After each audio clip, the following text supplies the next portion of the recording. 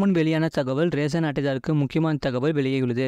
அது என்னன்னு சொல்ல பார்க்க போகிறோம். நீங்கள் நம்ம சேனலை சப்ஸ்கிரைப் பண்ணாமல் இருந்தீங்கன்னா மறக்காமல் லைக் பண்ணிக்கோங்க, சப்ஸ்கிரைப் பண்ணிக்கோங்க. வாங்க வீடியோக்குள்ளே போகலாம். அனைத்து மாவட்டங்களிலும் புதிய ஸ்மார்ட் கார்டுகள் வழங்கப்படும் பணிகள் நடைபெற்று என்றும் இதன் மூலம் விண்ணப்பம் செய்து காத்திருக்கும் 2,24,000 பேருக்கும் பலன் கிடைக்கும் என தகவல் வெளியாகியுள்ளது. மேலும் ஸ்மார்ட் கார்டு தொலைந்தவர்கள் மற்றும் திருத்தம் செய்தவர்களுக்கும் புதிய ஸ்மார்ட் கார்டு தடையின்றி வழங்கப்படவும் நடவடிக்கை எடுக்கப்பட்டுள்ளதாக அதிகாரிகள் தெரிவித்துள்ளனர். தமிழ்நாட்டில் பெரும்பாலான ரேஷன் கடைகளில் வேலை நேரத்திற்கு முன்பாகவே ரேஷன் கடைகளை பணியாளர்கள் மூடிவிட்டு சென்று விடுகிறார்கள் என்றும் இதனால் மதிய இடைவேளையில் சரியான நேரத்தில் திறப்பது இல்லை என்றும் மக்களிடம் இருந்து புகார்கள் வந்து கொண்டே இருக்கிறது.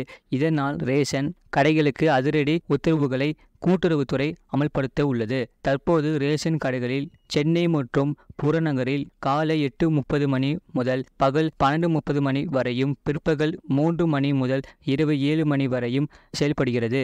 ஆனால் மற்ற மாவட்டங்களில் காலை 9 மணி முதல் பிற்பகல் 1 மணி வரையும், பிற்பகல் 2 மணி முதல் மாலை 6 மணி வரையும் செயல்படுகிறது. இதில் சென்னை மற்றும் புறநகரில் மதியம் ரேஷன் கடைகளை மூடி மறுபடியும் திறப்பதற்கு 2:30 மணி நேரம் இடைவெளி வழங்கப்படுகிறது. இந்த நேரத்தில்தான் கார்டுதாரர்கள் வாங்காத பொருட்களை சில ஊழியர்கள் கடைக்கு வெளியே அனுப்புவது உள்ளிட்ட முறைகேடுகளில் ஈடுபடுவதாக கூறப்படுகிறது. அதனால்தான் ரேஷன் கடைகள் மதியம் மூடப்படும் நேரத்தை குறைக்க அதிகாரிகள் முடிவு செய்துள்ளனர். இதுபோன்ற செய்திகளை உடனுக்குடன் அறிந்து கொள்ள மறக்காம சேனலை சப்ஸ்கிரைப் செய்யுங்கள், மற்றவர்களுக்கு தெரியப்படுத்த ஷேர் செய்யுங்கள்.